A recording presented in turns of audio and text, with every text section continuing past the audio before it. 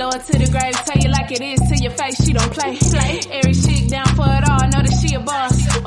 No competition, no loss. From the Midwest to the A, Autumn got you tuning in, no delay. Ooh, get you right every time. Keep you laughing on a dime. Tell you truth, no lies. So you can live your best life. Cover all topics, no limits. Got some for your mama and your children, no holding back. No gimmicks, coming on strong, get straight to business. Oh yeah. What she wanna do? Live life, live life. She live what she wanna do. Live life, live life. She live what she wanna do. Live life, live life. She live what she wanna do. Live life, live life, live life. Live life, live life.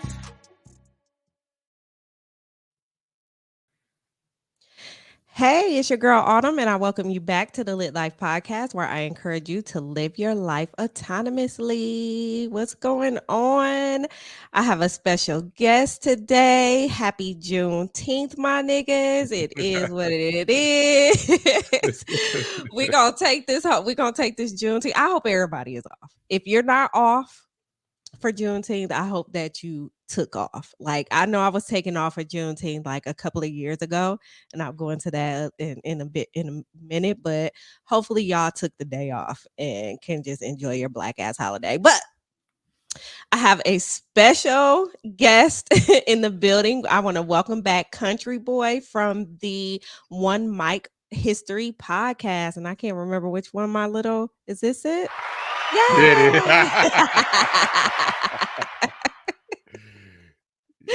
How's it going? It's great. It's great. I have no complaints. I'm happy to be back, and I haven't, like I told you, I haven't done a interview in a while, and I always love this because it's a chance to chop it up with people. When you're doing a solo podcast, you spend a lot of time by yourself. Yes. So the opportunity to talk to someone else, I jump on that every single time. You want to interview me? Like, yeah, let's talk. Yeah, I remember the last time that you were on, which was episode 63. I can't remember how long ago. Oh, wait, let's see, because I was watching it earlier. February of 2021 is when you were on the last time, and it was episode 63. And I remember talking to you, and you were saying like you had never really told in front of an audience told a story, but then you said that you had something lined up.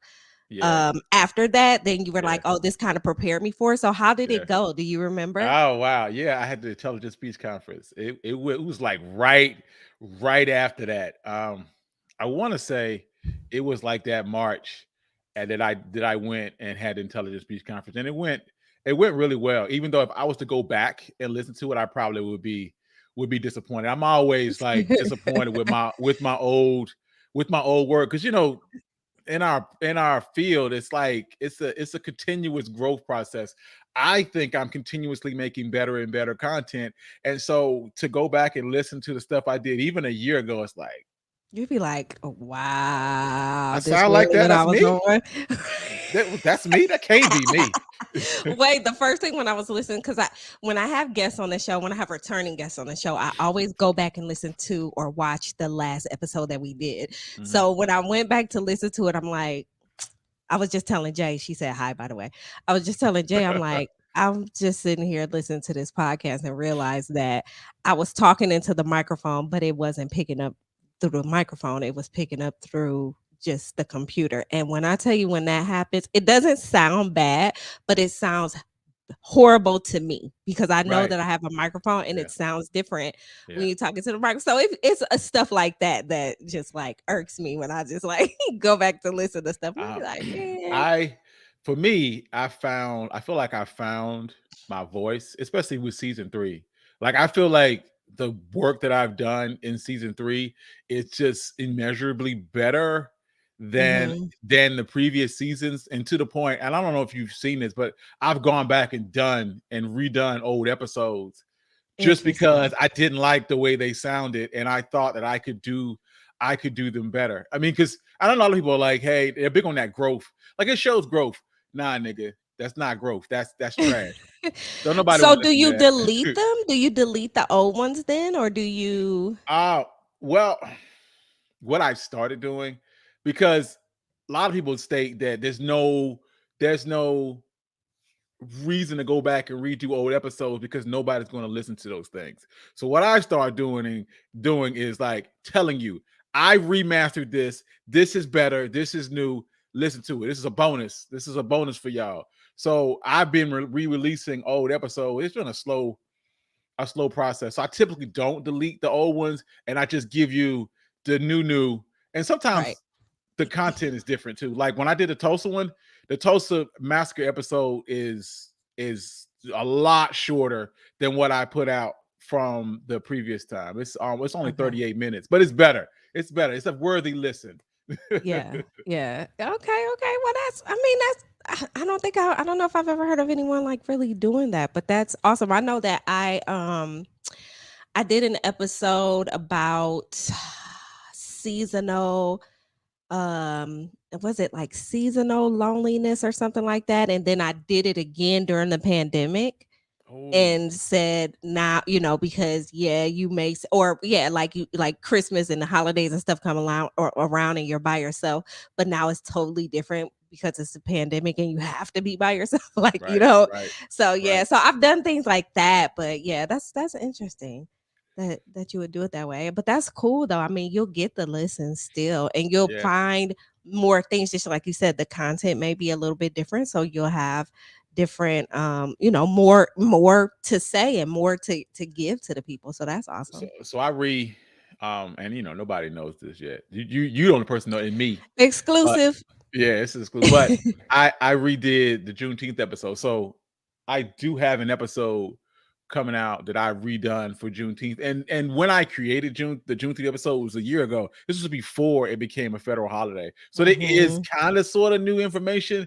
The history is the same, but when you start Yeah. going up towards nowadays, like now I can mention the fact that it is an officially recognized federal holiday. So yeah, that's coming out on the 19th. That'll probably be the very last episode of the season, and it's kind of just a bonus. I get a wild hair. I sit here, I listen to these old episodes. I'm like, it's trash. You know what? I'm gonna just redo it and make it better. And now you're about to do it all over again for a bonus for me. I Yeah, appreciate yeah, you. yeah. Now I'm about to do it again for a bonus. All right, so before we get into it, y'all know what time it is. Uh-oh, I hit the wrong button.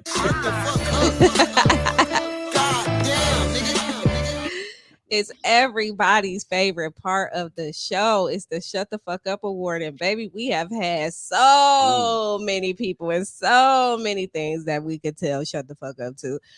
But I'm going to let you go first as you are the guest. Who or Ooh. what do you want to tell to shut the fuck up to today Wow. on Juneteenth? I know on Juneteenth. It's so many things. I really struggled with. I almost went with Walmart because I'm like, bruh, that I ain't mean, it. you can have two if you need. If you need two, that's fine. Well, I feel like what I went with was Republicans, and because of how, oh, Lord, they ain't shit. So Really, for real. the idea that not just a couple of weeks ago you were defending the preciousness of unborn, our most vulnerable people, Oh my and you know what I'm God. saying, against abortion. Okay, if that's the hill you want to stand on, fine. But you Fine. can't then come back weeks later and then say, well, nigga, when kids get shot at school, it's gonna happen. Like, no, you can't be on both sides of that fence. That does You not can't. make sense. That is not what Jesus would have done. Like, Jesus would not have been fans of this. This is not okay. I can and what I will say is that if you have a strong stance on abortion, it is a very divisive subject. It is. I can sort of see your stance, but what I can't deal with is the hypocrisy of you then being pro-life and then pro-gun. You can't love your gun enough that you would allow an 18-year-old to be able to buy a AR-15 for a couple $1,000 and then go up to a school and shoot a bunch of kids, and you're like, hey, shooting's gonna happen. No, you can't. That's bullshit. It And really is. I think, what was the statistic? I was on Twitter the other day, and they had a statistic stating that 44% of Republicans just felt like we need to just deal with it. That mass shootings are just going to happen, and Of you course. got to suck it up. And of course, they feel like that. But Nobody loves their gun that much. You don't love your gun that much. You don't love your gun that much. And I feel like in this country, we've turned like the gun laws into a whole thing where people like it's almost like a video game. Like it's not real. There's no real Right. life ramifications Right. of shooting a person. You know what I'm saying? Like, yeah, you got Right. all these guns, but one, you ain't got but two hands. And two, if you shoot somebody and they die, like they can't come back for that. That is very, very permanent. And this is one of the reasons why I don't want to say I'm a pacifist, but I don't like that idea, the weight of the fact that I could kill someone with this. It's too It's much in very my spirit. it's very I think about it all the time because I own a gun, and like it took me a while to get to the point. Like I lived in Ohio when I got my actual gun permit, and I had to go and like we had to take a class, and like you had to have so many hours and you had to go and shoot and all of that, and I did all of that, and I had the permit for 5 years and it expired, and I never purchased a gun. And the main reason why was because I had a child in the house, and Yeah. I just didn't feel like, I was like, by the time I get a safe and I try to open a safe, like whoever coming to get us is gonna get us anyway, Yeah. because I got to fiddle with this. So I was like, I'm just not gonna do it. And then finally, after I moved here, just being a Black woman out here by myself, I was Right. like, okay, I'm gonna do this. But in, like you said, in purchase, you never we play around all the time and be like, run up if you want to, like, and Right. actually I'm not playing, like I'm serious, like run the Yeah. fuck up, like seriously. But but Right. and like just like you just did, we laugh about it, we giggle about it, and we go on. But never would I ever want to kill someone. I don't even want to shoot nobody. I don't ever want to have to use that gun. So it's not even like I agree with having like I Yeah. agree with having it like to protect yourself or whatever Yeah. what have you. It's when we get it in when they get into the wrong hands, and it's so easy to do. And it's Yeah. not just an on the street thing. You see what I'm saying? Like it's very easy to walk into a store Mhm. today and purchase a gun at 18 in certain states, Mhm. and let that be that, whatever type of gun they want, and that just doesn't make sense. You can't even No, buy liquor at 18, you but you can't. could go and purchase a firearm. That doesn't make sense. They talked about all the things. I remember I was on TikTok. TikTok talked about all the things that were more difficult to purchase in Texas than a firearm. I think they were talking about like solar panels, a Right. car, like I can It's and probably harder. It's probably more hard to get birth control there. Like, most I would bet everything in my pocket. I don't have much, but that is the truth. And here in North Carolina, like I have my permit, my handgun permit. They don't even have a permit for like shotguns and rifles. I can go to Walmart right now and go and buy buy one. a shotgun. And even though I've had the permit for a handgun for a while, like the idea of me going to the store and actually buying one, that's like it's It's one thing to have tough. that piece of paper. It's another like, oh, I got a gun. There's a real and Yeah. and, and you're far more likely. I got a 2-year-old son. He is far more likely to find that gun and shoot someone or shoot himself or hurt himself than I am ever shooting an intruder. And Yep. the odds just don't make sense to me. That Yeah. said, run up if you want to. That's it. If that's what you need to do, if you feel like you need to run up, like run Right. up. But like no, and Do it. I don't know. It's just so when I think about politicians, I just don't understand like their thought processes. Like sometimes I feel like this has to be a joke. Like this, like Trump's whole presidency. I'm like, this has got to be a joke. Like this shit cannot be. Like you really can't make me believe that you think that this man like the best person to lead the free world. Like you can't tell me that. And that's how I feel about politics a lot of times. Like it's just so numbing because they're so fucking stupid. Yeah, it's very hard. It is extremely hard to watch. When you start watching like the press conference from Texas and you're like, my guy. Like I just watched. I mean, we just watched, 18 uh second graders get shot. You cannot come up here and then turn around and immediately talk about mental health is a problem. And even if that's what you're going to stand on, let me you're going to say that mental health is a problem. Well, last year you cut $800 million from mental health. So where are the services? So if mental health is the issue, then you need to be providing mental health services for people so they can go do that. Like that, it's very painful. It's The extremely painful. mental health crutch that they use for these young white boys when they get to doing shit that's fucked up is just it just makes my stomach hurt Yeah. because and the fact that there were so many things going on prior to them doing this, like it's like they were like a case off of Criminal Minds, you know what Yeah. I'm saying? It's like it was a classic case. Like anybody that's ever watched the show Criminal Minds could look at this person's life and be like, wow, they're the unsub, they're gonna try to kill Yeah. somebody. You Yeah. understand what I'm saying? Like, why? So why? How did it even get here? You see what I'm Yeah. saying? How it got here because he was able to walk into a damn store and purchase a fucking gun. Right. And then Period. tell people he's getting ready to do it. This is what I'm getting ready to do. It's got to pop off. Like, you leaving breadcrumbs and trails, It's and ridiculous. it's just ridiculous. It's extremely scary to me. And And the police usually know. The police, just like in this last case, the police usually know that is about to happen. Like, or they've had clues, or somebody has yeah. told them like such Mhm. something is off, and they just turn a blind eye, and then next thing you know, Mhm. everybody's dead. Like, what? I don't. I'm not getting it. I'm not I'm not getting understanding it. I'm here. not getting it at all.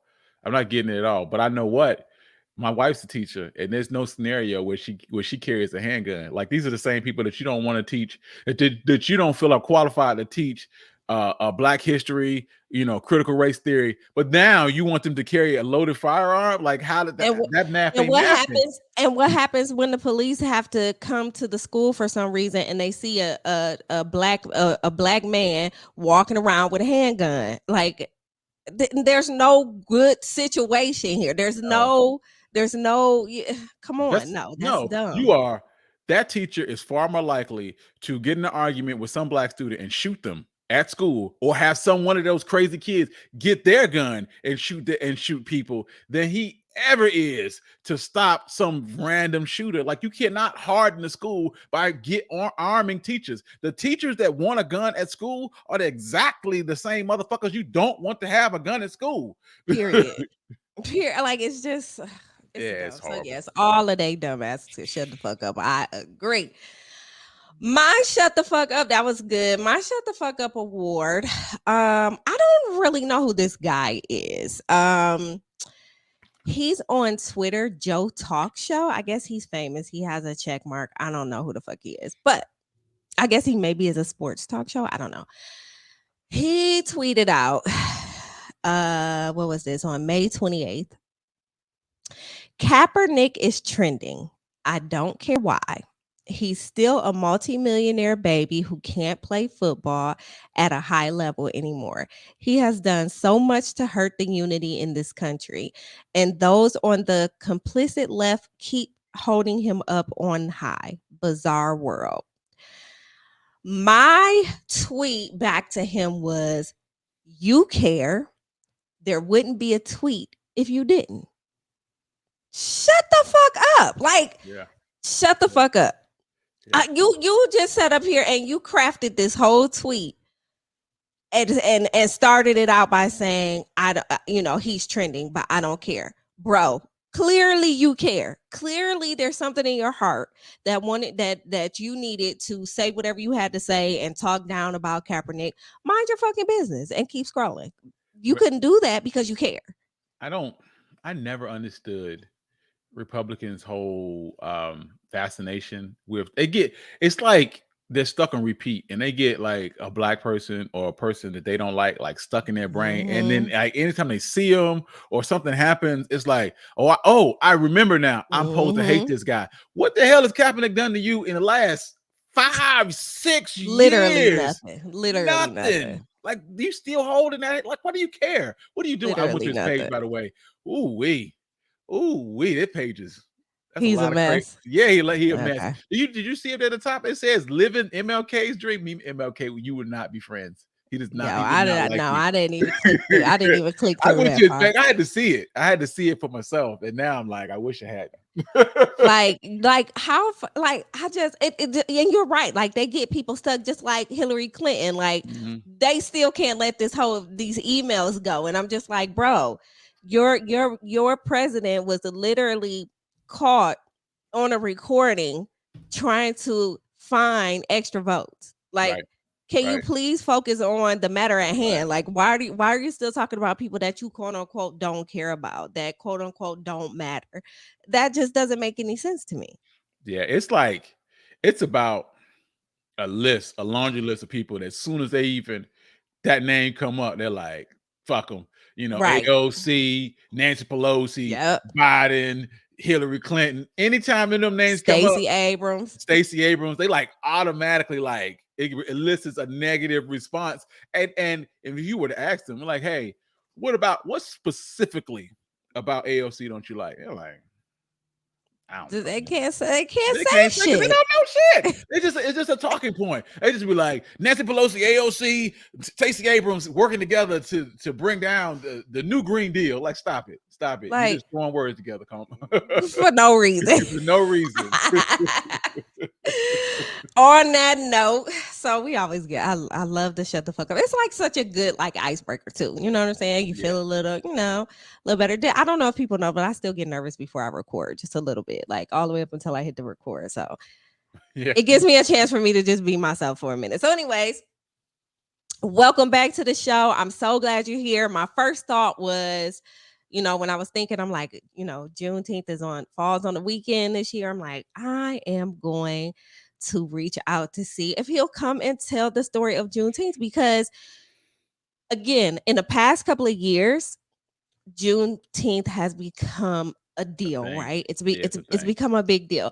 And I'm happy about it, because honestly, I knew about Juneteenth, but I didn't know Yeah. about Juneteenth. Yeah. So like there's so much more that I continue to learn about Juneteenth. And then of course we're seeing like everybody trying to capitalize on it, just like with they did with like Black Lives Matter and all this, that people are trying to capitalize on it and getting drugged through the Twitter Yeah. streets about it and all this, that, and the other. But I just figured it would be good to have a historian. I consider you a historian, someone that knows what they're talking about, to come and just tell me and my audience the story of Juneteenth. So take it away. Wow. Wow. All right. And you say, wow, you did that the last time too. I Like you were did, just and I'm like so always blown away. like I'm always blown away.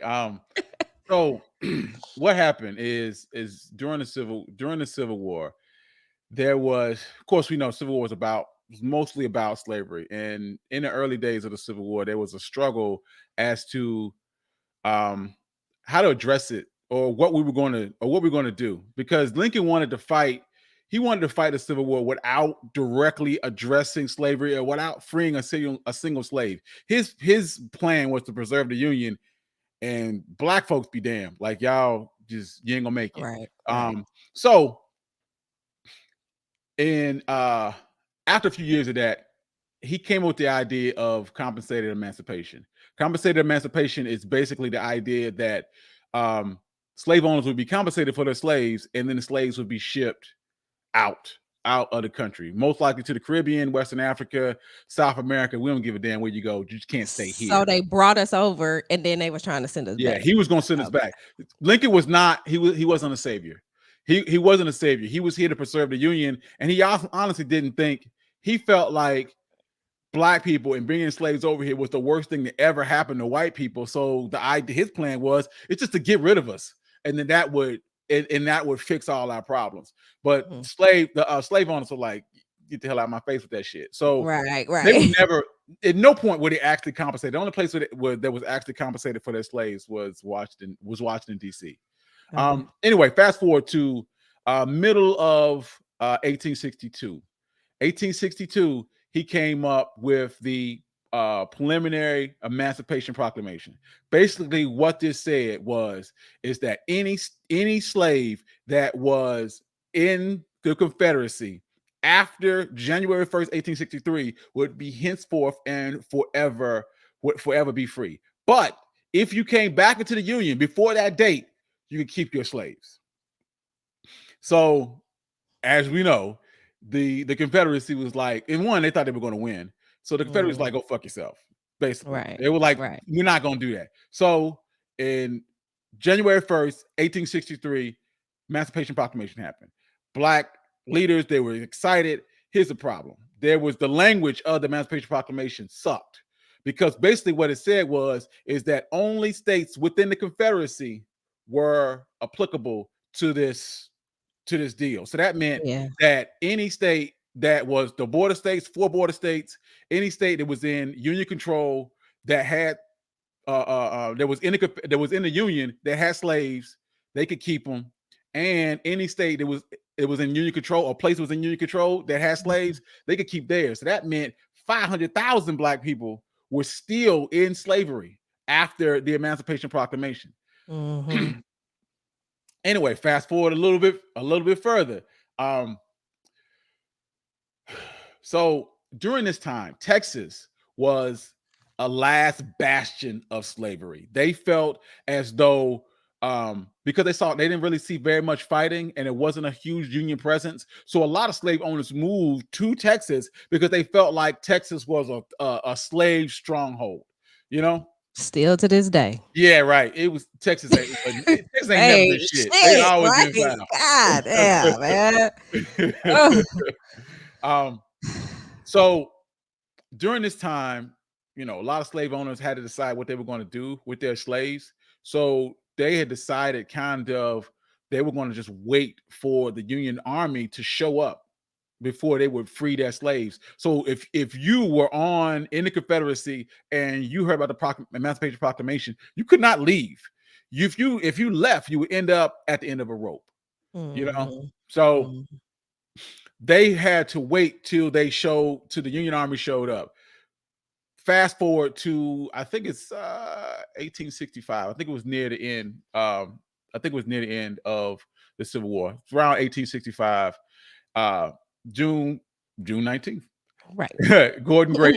General Gordon Granger came to Galveston, Texas, and basically issued Special Order Number 3. Special Order Number 3 was basically what it said is that, do the executive order from the executive office, we are going to free all the slaves here, and then now the contract between previous slaves and their masters is now between employer. Don't follow us around. Don't be idle. Figure it out. Figure out what you're gonna do. Don't follow, because they had a problem with slaves following them around, because they didn't know what the slaves, when they got freed, they didn't know what to do. So he was like, that was going to be my them, next question. Like, what happened? Like, okay, so you get these orders to free, but go ahead and we'll get into that. Yeah. So they get these orders, and now the slave owners, once again, like the rest of the Confederacy, had to figure out what they were going to do. What they were going to do with their slaves. And a lot of times they would wait till the next harvest. A lot of slaves didn't get freed to the next harvest. Additionally, some of them waited until the Union Army came and physically took their slaves from them. So that meant that some slaves, like there was in the story I read about a slave named Katie Darling, she stayed in slavery for another 6 years. Oh my God. This is after Juneteenth. It's after Juneteenth, 1865. Through all of this, it's like, okay, this is a horrible story. How did you get a celebration out of this? So Right, because again, like, what happened? Like, yeah, what happened? Why are you excited about this? But what the former slaves of Texas, they took this day and made it into a day of celebrations, which is exactly what Black people do. what Black we people do. we are used to repurposing things that suck or were used against us or were terrible and making it into something special or something great. So the very next year in 1866, they were celebrating Jubilee Day or Emancipation Day or Juneteenth, So at that time, across the nation, all other states were celebrating Emancipation Day or Jubilee Day, but they didn't celebrate it on Juneteenth. Most places celebrated on a day that they were freed, which was different based on where you were in the country. All right. But in Texas, they were starting something special. Texas was like, well, while other places, as time went on, they stopped with their celebrations. Texas were Black Texans were doing Juneteenth every single year, and it became a thing, even to the point where when white people kind of try to come, because they're still doing this. Still. When white people try to come with their version and their whitewashing of history, they try to wash their atrocities and wash away their defeats. They banned the Black people of Texas from observing Juneteenth in public parks. So Black people went and observed Juneteenth in near rivers or anywhere they could go, and eventually saved up enough money to buy their own Juneteenth locations. Right? So because that's what we do. We find a way once again, we find a found workaround. We always finding a way. Fast forward to the turn of the century, and with the Great Migration then took a Texas celebration and spread it all across the country, because the Great Migration was basically the mass migration of Black people from the South to the northern industrial cities. So they took that celebration and took it to Chicago and took it to Detroit and took it to New York, and still celebrated Juneteenth on June 19th, even though that was a Texas celebration, a Texas thing. All right. Now, during the 50s, it was beginning to die out, Juneteenth, because that was around the very early parts of the civil rights movement, and Black people were not really keen on celebrating a story or a history that while you continue to lynch us. Like, how can I celebrate my freedom from slavery while you continue to lynch us, while you continue to be second-class citizens, while I continue to be worthy enough to fight for my country, but not worthy enough to share the same water fountain, right? So again, 2022, but yeah, exactly, we're still doing this. Yeah. This brings us to Martin Luther King, right? Okay. So during the 60s, Martin Luther King had his March on Washington in 1963. He had always planned on going back to the March on Washington and having another march. He around 1967, 1968, he created the Poor People's Campaign, which was basically a campaign about economic inequality. In April, I don't remember the exact day, but in April of 1968, he was assassinated, right? But Ralph Abernathy, Coretta Scott King decided to continue his Poor People's Campaign. That we're still going to do this. So they had, and I think this came from Coretta Scott King, she had the idea of linking Juneteenth with the Poor People's Campaign. All right. Okay. So what they did is they still had the second March on Washington on June 19th, and 50,000 people marched on Washington. They had speeches very similar to the first March on Washington. But what this did for Juneteenth is it linked Solidarity Day, Poor People's Campaign, the freedom from slavery with the freedom from economic oppression. And the people then took that day and took that all across that 50,000 people took that new energy for Juneteenth all across the country. And this gave Juneteenth a new energy.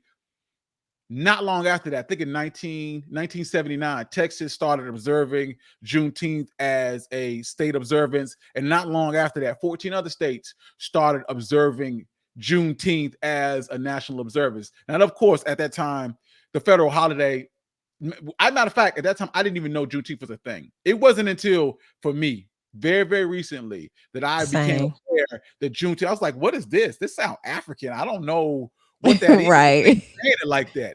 Right. So, but when I found out, my first reaction was, okay, well, that was a Texas thing. Why we doing this in North Carolina?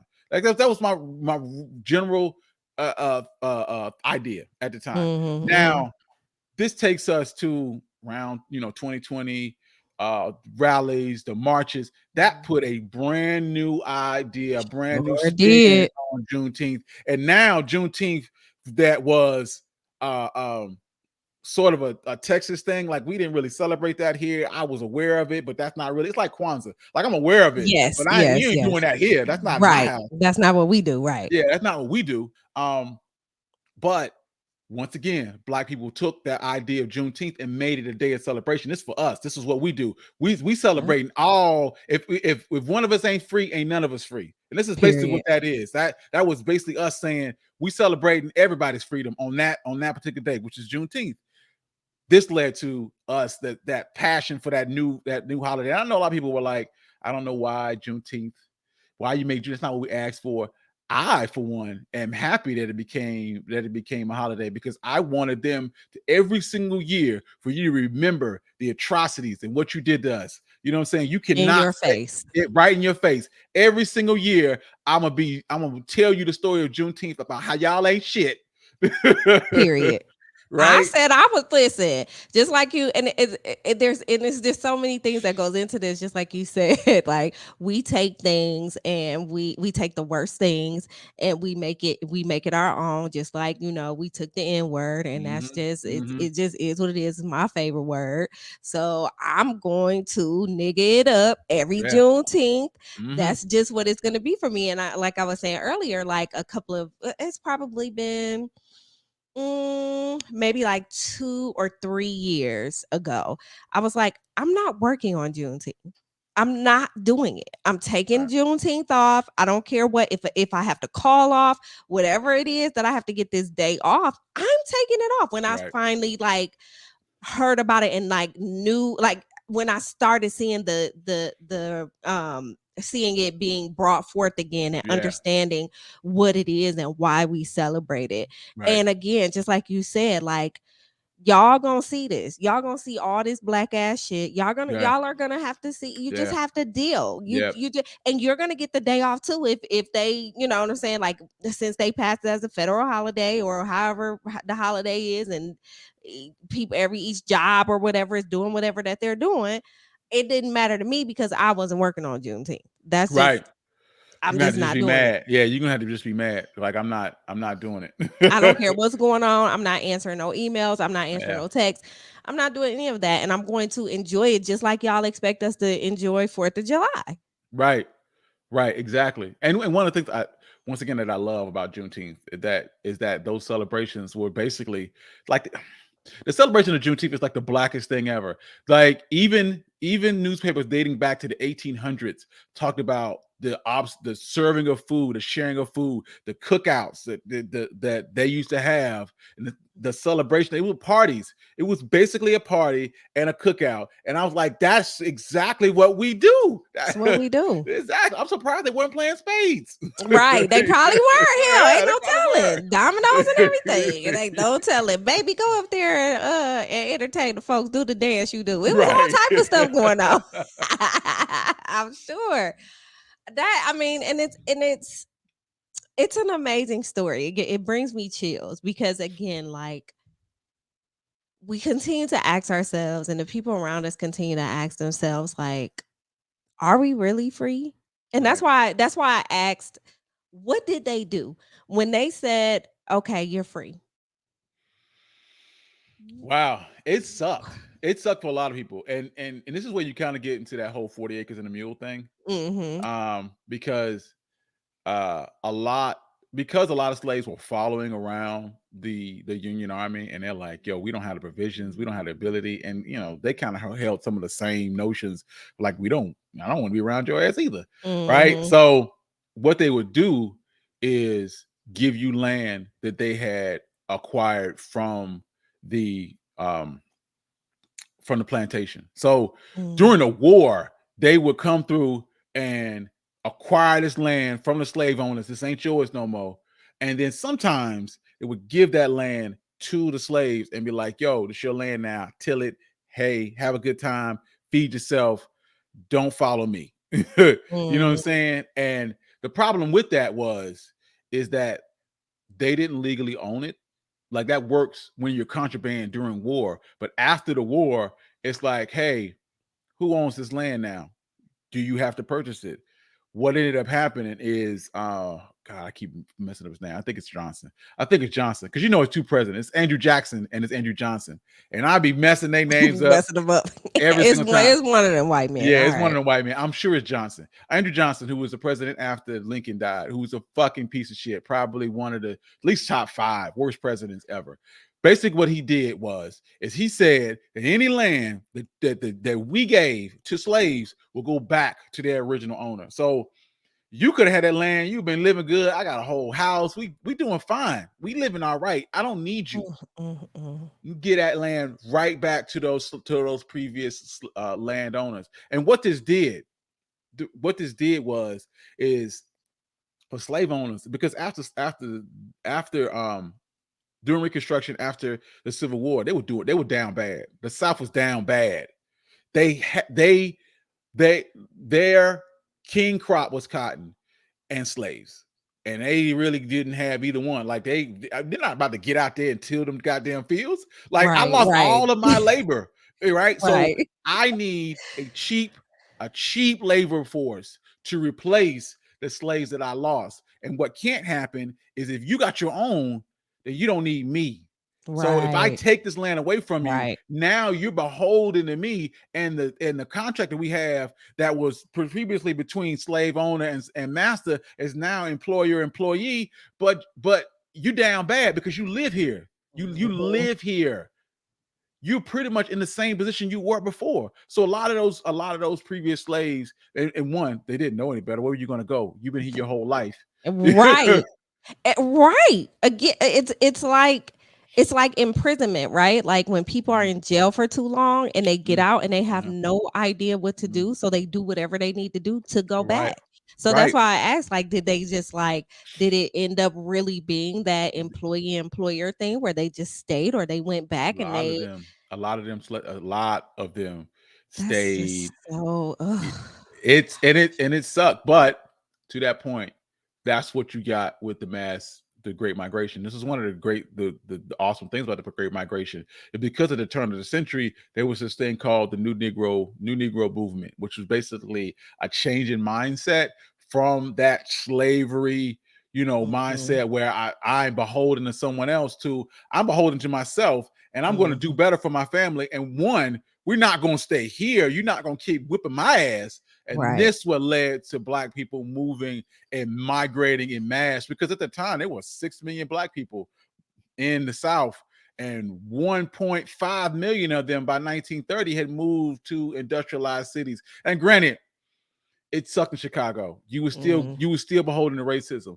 But if you would, and I did an episode on this a little bit during the Red Summer, which was like race riots all across the country. But they talked to some of the people even after the race riots, and they were like, "This shit's still better than Mississippi.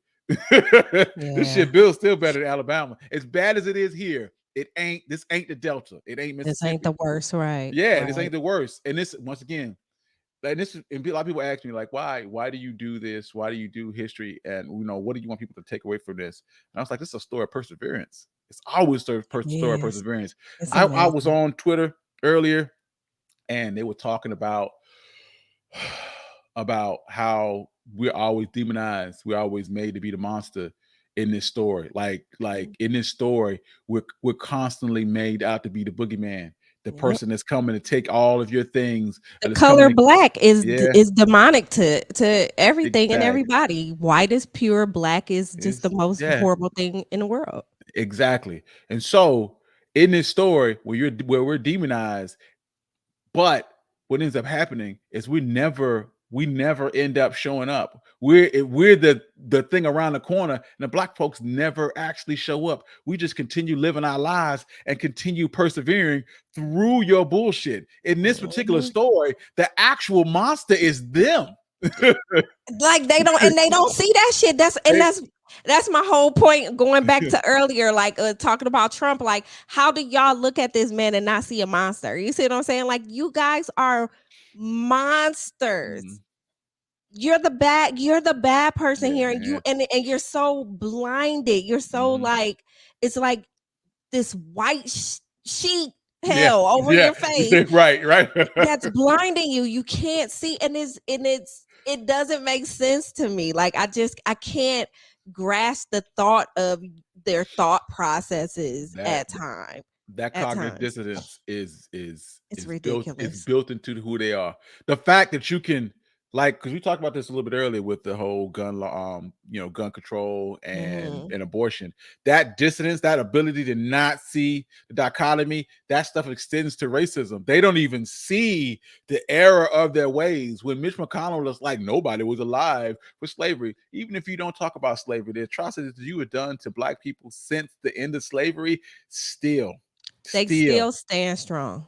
still, Still stand still. strong. We are still we are still suffering. And Mhm, although, step by step, day by day, we are rising up and we are, mhm. coming up as the phoenix and coming out of the fire.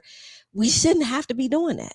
No, and we don't shouldn't do this over and over again because we'll rise from the phoenix and then they'll pour water on us and douse us out, and we have to do this shit all over again. And then people point at us and like, why are you not doing better? Because every single time we try to get up, you curb stomp us back down, Yes. and we have to do this all And we over have to do it all again. over again. Every single generation has to march hard, way more harder than the one Right, before with the that. one And before. I think that during the pandemic and all of the things that happened during the pandemic, I think that's when we finally really realized that. I think that's Yeah, when everybody really woke up and was like, "Wow, we really have to stand 10 toes down and get what's ours." And right. it's just sad that we that we have to still be fighting like this. Yeah, yeah. It sucks that we have to fight like this. And one of the things that is always important to me because I don't want to be I don't want to be divisive. I don't want us to have to I don't want to have to fight. Like my whole idea behind this podcast is not to make you the demon of this Make story. enemies, yeah. Yeah, I'm not trying to make enemies, but what I am trying to do is educate you on this country and how shitty this country has treated African Americans, even though every step of the way we've been doing the right thing. We've been doing the right thing, or what we thought was right, or just trying to persevere through all of this bullshit. And This country was built on our backs. Let's just face yeah, it. This country it was was. And built on our backs. that's all critical race theory is. It's just the fact that this country was built on slavery, and then after slavery, it was built on free, or like as close as we can get to free labor. So if that had to be sharecropping or convict leasing or whatever, that's this whole capitalist society is built on how cheaply can I get you in here. Now, granted, that's changed a little bit in the recent years, and now it's more about exploiting poor people. Those poor people a lot of those people happen to be Black, mostly because of things they did in the early years. And now it's more about kind of an economic thing. But Mhm. still, those ideals of slavery, the ideals of sharecropping, they still permeate today because if they could get your ass in here for minimum wage, they will do it. They are going to do it. They're gonna do it. And case in point, again, everything that's happened during the pandemic, it's opened a lot of eyes, and that's why we have such a shortage of essential workers, because I they're like, love it. y'all need to pay us more than what the fuck y'all are paying us to do this job. I love it too. I'm so glad that so many people took that time during the pandemic and said, fuck this. I'm not doing this anymore. I'm going to get me a Right. certificate. I'm going to get me a CDL. I'm going to do, whatever. I'm just going to change. I'm going to do something different to make the amount of money that I need to make for me and my family to survive, Yeah. instead of feeling like these minimum wage jobs were the only things that they had. That I You know could what I'm do. This is the saying? only skills that I had. And you saw really quickly when you were dealing Quick. with that minimum wage job, and when the pandemic hit, and then they was like, deuces. Yep. Oh, you don't need me, but I still need to eat. I still need to live. What is we gonna do? I was like, I don't know what we gonna do. And then 9 months later, they're like, hey, can you come back for your same Right. salary? No, things have changed.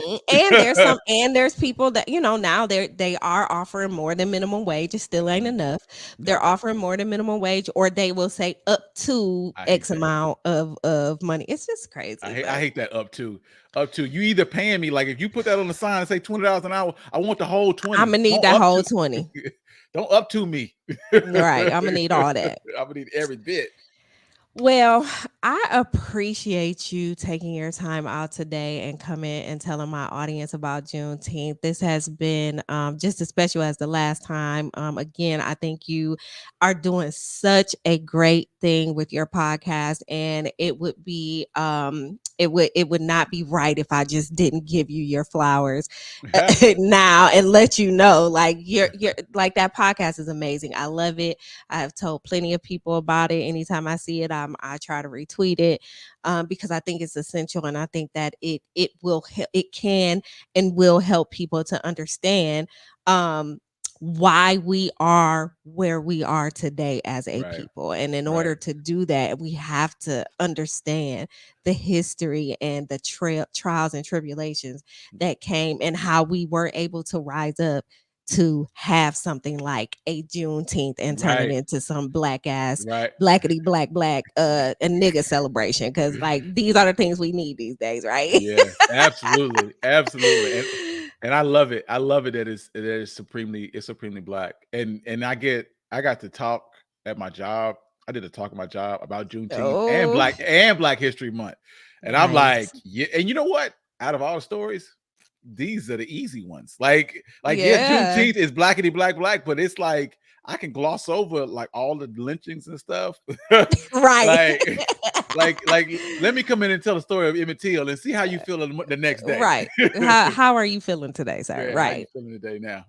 So tell us, just go ahead and tell everybody where we can find your podcast, and how we can follow you on social media. All right. Well, you can find me at One Mic Black History Podcast. I'm also on Twitter at One Mic History. I'm also on IG at One Mic underscore. I'm on Facebook at One Mic History. The fastest way to get to me is via Twitter. You can definitely reach out to me on Twitter. I love talking to people. I had a lady come up to me, mention to me, and DM me the other day, and was like, I heard about you at the Black Pod Fest, and I listened to your episodes, and I don't want to tell you to keep up with an amazing job. And I love Nice. every minute of it. I love every minute of it. So Nice. yeah, find me at onemichistory.com. You can also I'll also put out videos to every single one of my episodes. So I have a YouTube channel, but you can find all of that at my webpage. And it'll be in the show notes just as it was the last time. I also try to remember to link the last episode that you were on about Shirley Chisholm. So, but yeah, thank you. I appreciate you taking the time out to come and tell my listeners all about Juneteenth. And I'll be back. I mean, I'll be taking, a couple weeks off here and there, you know what I'm saying? But I pop up on your screen or on your in your ear. You can find the Lit Life Podcast at litlifepodcast.com. And until you hear me or see me again, peace.